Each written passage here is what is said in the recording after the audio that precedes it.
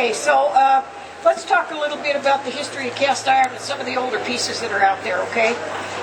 Cast iron has been around for at least 4,000 years that we know of. Some of the old black pots called cauldrons were found in Mesopotamia, which is Iraq and Iran today. And it was old black cauldrons like this. This is what they cooked with, okay?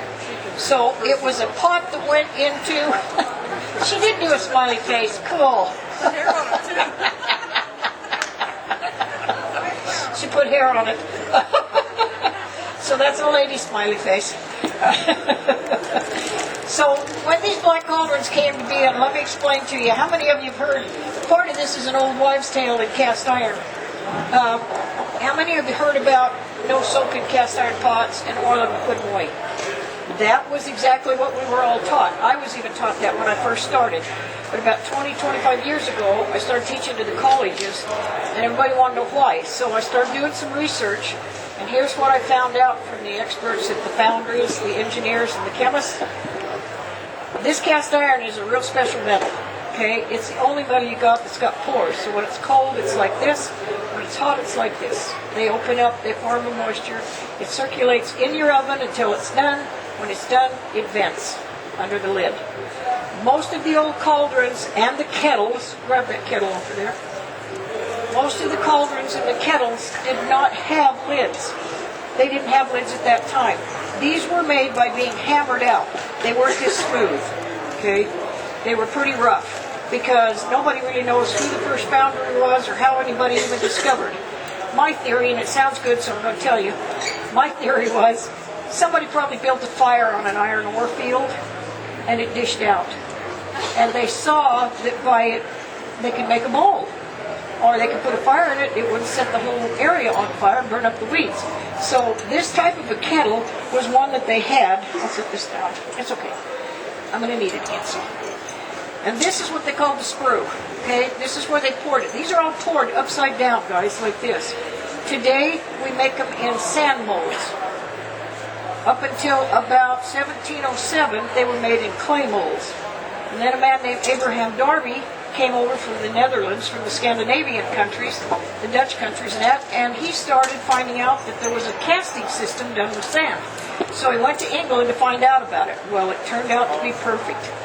Because when he got there, cast iron pots, instead of making one and breaking the mold, they could pour 5, 6, 7, 8 of them out of these molds. So now they make them out of a sand mold, and why they do that is because if you can get more than one mold, more than one pot, you can make some money out of it. So he started doing that, and then they made these to hang in the old fireplaces on a swing arm. So they brought them in and out. And this was almost always constantly hot, especially winter times. They kept this boiling at all times. So they would just throw more vegetables, more herbs, whatever, a little bit of meat of whatever they had, rabbit or fox or whatever came around that they could get. And they'd throw these in there. If you notice, the older ones had the ring on the side so that when they were ready, they could pick it up and pour it sideways.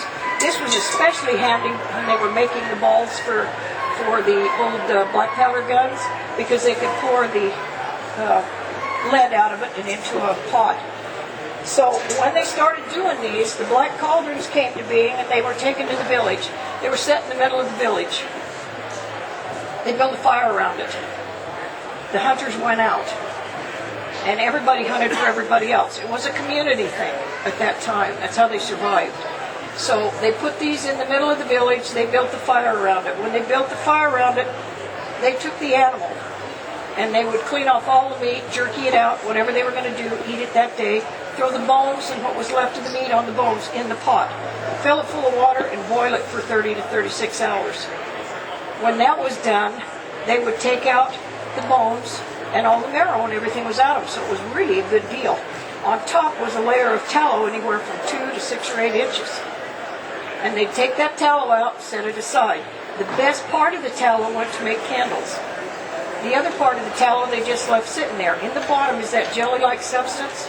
You ever boil up a chicken and have that jelly-like substance come out? Today we freeze dry it, call it bouillon. Back then they called it portable soup. That's how they used to make it. So when they would do that, then they would take all of the portable soup out of there.